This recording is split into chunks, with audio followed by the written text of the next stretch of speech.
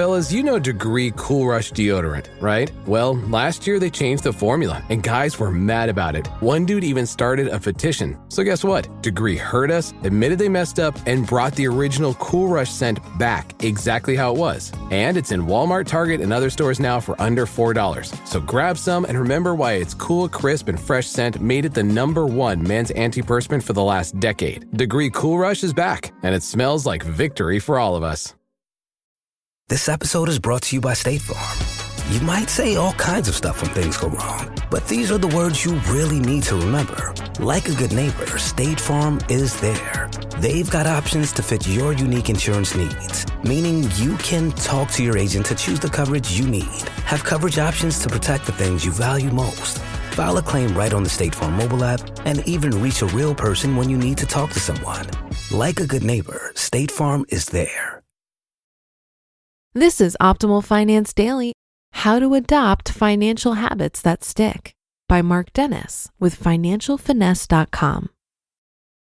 If your goal is to become a better steward of your hard-earned money, what does it take to improve your odds of succeeding once you decide to make some positive financial changes?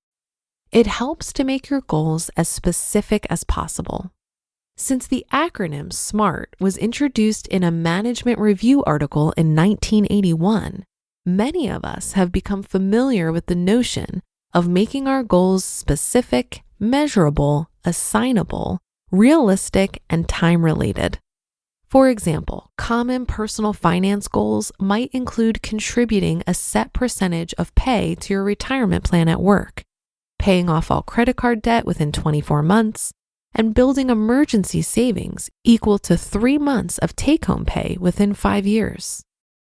Behavioral change is tricky business. Although SMART is a handy and easily remembered acronym for developing and articulating goals, it doesn't do much to actually keep us motivated to achieve them. Changing the way we think about and spend money means finding ways to change our behaviors, and humans are largely creatures of habit. Accordingly, becoming a better money manager means modifying those habits and establishing some key financial priorities. Translating intentions into action. For example, becoming better prepared for retirement could mean committing to regularly saving a specific percentage, say 10% or more, of every paycheck to your employer's retirement savings plan and simultaneously learning to live on less than we earn. Becoming a better saver means committing to regular transfers from a checking account to an emergency fund savings account every payday. Getting out of credit card debt means committing to a cash-only lifestyle while also paying off the highest interest rate cards first.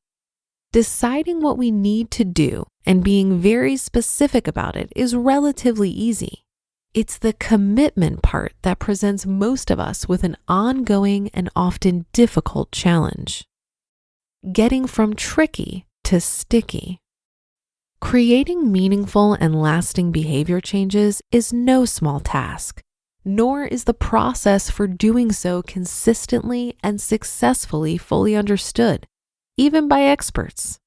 University of Pennsylvania research professors Angela Duckworth and Catherine Milkman, both PhDs with considerable achievements under their respective belts, recently launched an impressive and appropriately named project called Making Behavior Change Stick.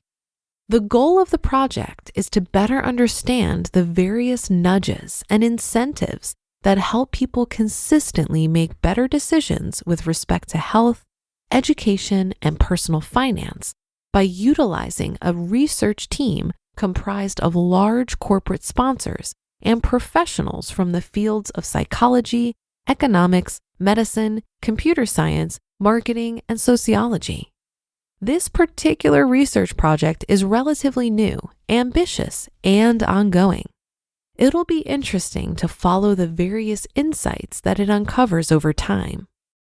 What we've learned at Financial Finesse. In the meantime, my colleagues and I have a considerable amount of experience with facilitating behavioral change within the realm of personal finance via financial education and individual financial coaching tied to workplace financial wellness programs. Data from our 2016 Year in Review research summary shows that improving behavior is the key to improving employee financial wellness among a sizable cross-section of large employers with active financial wellness programs in place for their employees. Gradually adopting positive financial behaviors leads to improved cash management, less debt, and better preparedness for retirement, particularly among repeat users of financial education and coaching resources.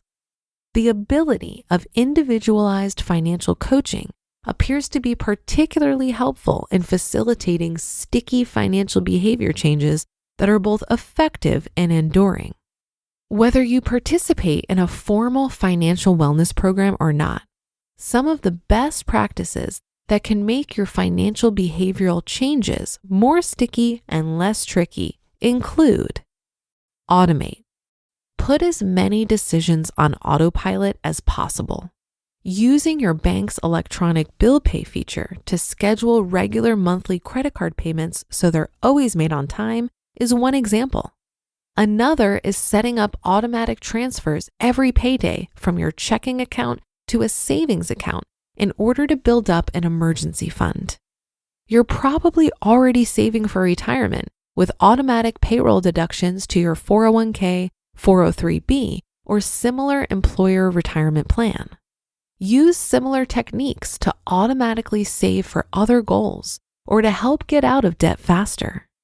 Instead of having to make many great decisions every month, make a few great decisions now that automatically repeat themselves every month from now on. Be mindful. Practice mindfulness and recognize that many of our decisions are driven much more by our emotions than they are by logic. We're only human, and emotional biases are going to creep into our thoughts and decision-making abilities. Rather than trying to bottle up or ignore our emotional and often illogical sides, we can choose instead to acknowledge and explore them. The next time we fall short of a financial goal or slide back into bad spending habits, we can use those opportunities to carefully examine both why we made those choices and what we're feeling at the time, along with considering what we could do differently next time. Celebrate the small wins along the way. These are what add up over time to become much bigger improvements. Find a money coach. Have you ever stopped to consider how many superstar level athletes, people who in every sense of the word are quite literally at the top of their game, continue to work with personal coaches and trainers? Although a coach can certainly help us learn new skills and techniques that make us better, their real and lasting value comes from helping us stay better at those important skills and techniques. Financial coaches are available through a variety of channels. Check your financial wellness benefit, or you may already work with a financial advisor or planner who can provide you with financial coaching from time to time. These are just some of the techniques that we've found helpful in creating behavioral change that can produce results. The key is to find what works best for you. Which ones will you adopt to finally tackle those financial goals? You just listened to the post titled, How to Adopt Financial Habits That Stick by Mark Dennis with financialfinesse.com. Imagine you're a business owner who has to rely on a dozen different software programs to run your company, none of which are connected, and each one is more expensive and more complicated than the last. It can be pretty stressful. Now imagine Odoo. Odoo has all the programs you'll ever need, and they're all connected in one simple, easy-to-use platform, giving you peace of mind that your business is always being taken care of from every angle. Odoo has user-friendly open-source applications for everything. We're talking CRM, accounting, inventory, manufacturing, marketing, HR, and everything in between. Basically, if your business needs it, Odoo's got it. Odoo sounds pretty amazing, right? So stop wasting your time and money on those expensive, disconnected platforms and let Odoo harmonize your business with simple, efficient software that can handle everything for a fraction of the price. It doesn't get much better than that.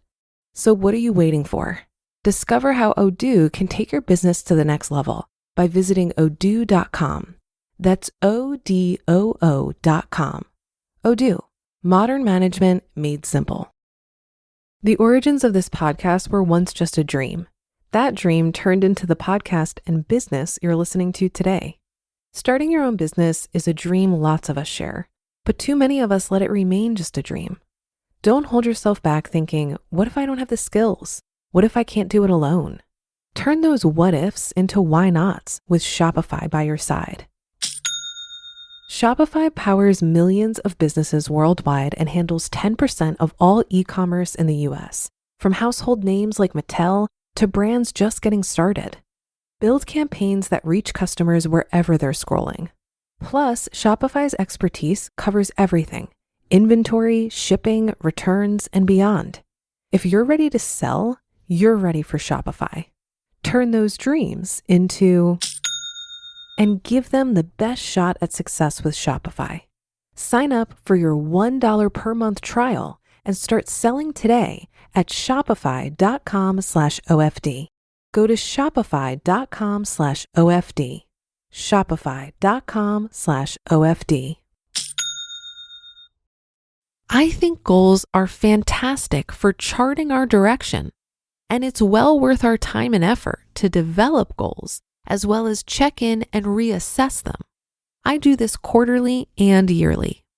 But I found for myself that the thing that makes it much more likely that I'll reach any goal is to facilitate a shift in mindset that will affect my daily habits.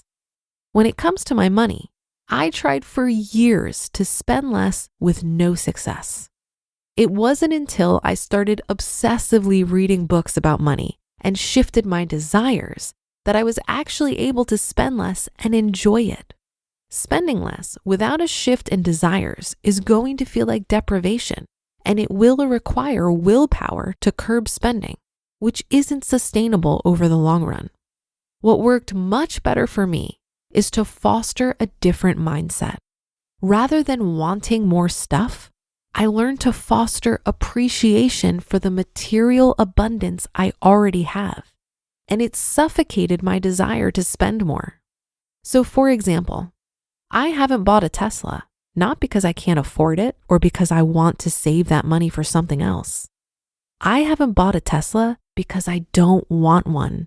And I don't want one because I have so much appreciation for the car I already have. We've been conditioned since birth to want more and to desire luxury. But if you can reorient yourself to have a comfort level of how much is enough, it becomes so much easier to spend less. And that will do it for today. Have a great day and start to your weekend. Thank you for listening, and I'll be back here reading to you tomorrow, where your optimal life awaits.